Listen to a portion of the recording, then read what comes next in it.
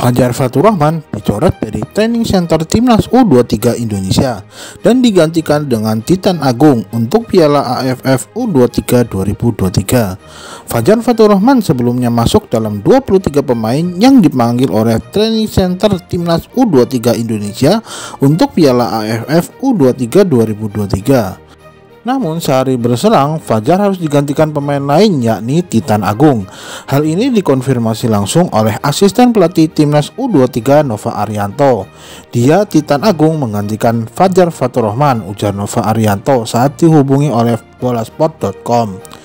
Pada hari yang sama, Ketua Badan Tim Nasional Sumarji mengatakan bila alasan menggantikan Fajar Faturrahman adalah untuk keadilan di antara klub-klub Liga 1 yang melepas pemain. Jika Borneo FC melepas Fajar Faturrahman, maka ada 3 pemain dari Borneo FC di Timnas U23 Indonesia. Sedangkan kesepakatan dengan klub Liga 1 bahwa masing-masing klub melepas 2 pemain ke Timnas U23 Indonesia.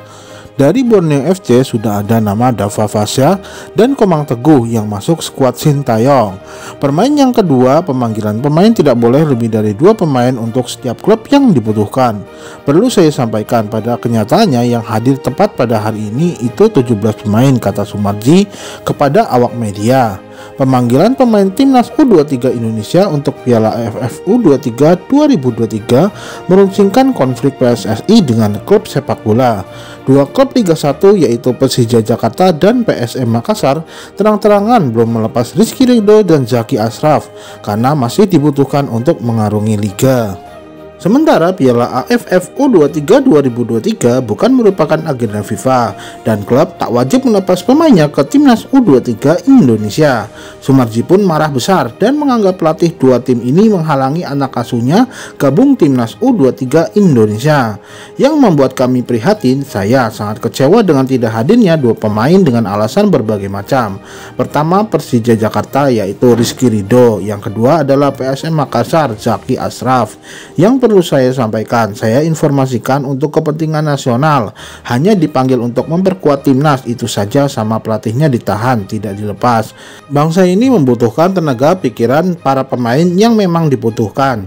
Akan tetapi kalau pelatih asingnya yang ada di negara ini, yang cari makan di negara ini mempersulit, saya kira masyarakat bisa menilai sendiri. Dan ini akan saya laporkan ke Ketua Umum agar supaya ada tindakan ke belakang seperti apa. Tidak boleh kita biarkan orang pelatih asing cari makan di negara kita, tetapi mempersulit timnas. Kalau bicara timnas, ini bicara negara. Sudah berulang kali, ini 2 kali kita dipersulit oleh pelatih klub Persija dan pelatih klub PSM Makassar, tambah Sumarji. Untuk Anda yang menyukai video ini, jangan lupa tinggalkan subscribe, like, dan komen di video ini. Terima kasih.